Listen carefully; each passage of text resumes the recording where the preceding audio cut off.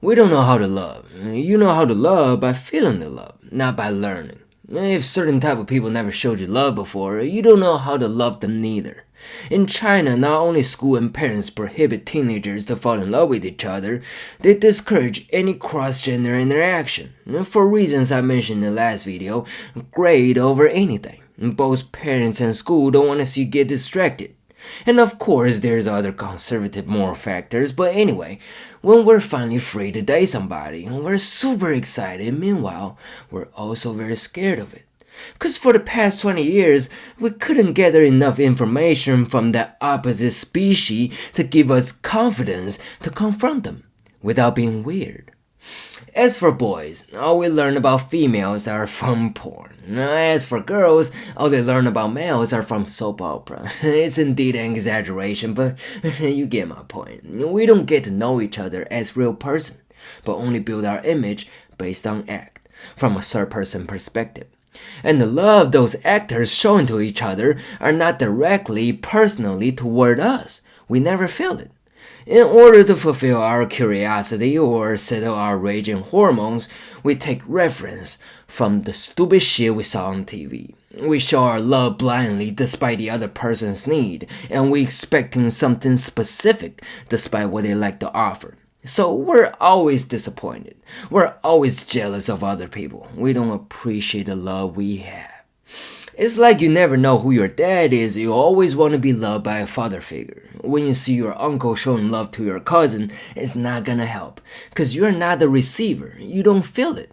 You can only be jealous, and you will always be seeking that fatherly love from any male, but you will always be disappointed. Your expectations are unmatchable, cause you never had a father. Okay, I'm not saying you're supposed to be born with a partner, that's bullshit. What I'm saying is, that relationship is supposed to come naturally. Like friendship, not too many people in China having trouble making friends. I mean, yes, we do have this kind of problem, but it's different. It's more about our preference, our characteristics. We got our choices. It's not like we had never experienced pleasant friendships before. It's not like we're still confused about this type of relationship when we want it. Ever since you grow your pubes, you like to scratch your private part, masturbate. When was that? 12, 13? Anyway, that's when you know you need a partner. But you couldn't, and you had zero control of that situation despite the overwhelming commotion you were feeling inside of your underwear. Instead, the shame caused by moral judgment is fighting against your nature. It was so painful, so you swear, when it comes to that you take control, when you're allowed to have a partner, you gotta have the perfect one. You gotta have the one in the fairy tale, cause you feel like you deserve it, especially after all those grievances suffers.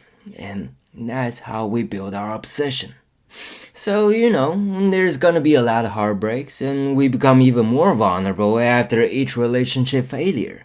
Eventually, we have to give up and be more practical. We find somebody to share financial risk. And they might be even worse than our exes, but they're more familiar, they're more similar to our parents. We're gonna end up raising a kid experience the same. The loop goes on, and I guess that's the end of the story. But not in this era. My generation realized what's gonna turn out. Disappointment and boredom and the suck-ass life comes along with it.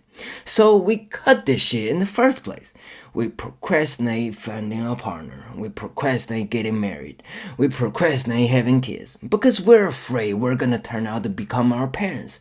We're afraid after all the effort, we still end up with a fucked up marriage, an ungrateful child, a broken family. We're so hopeless, and it comes to the point that we have to realize and admit this is just the tragic life we're gonna have to live.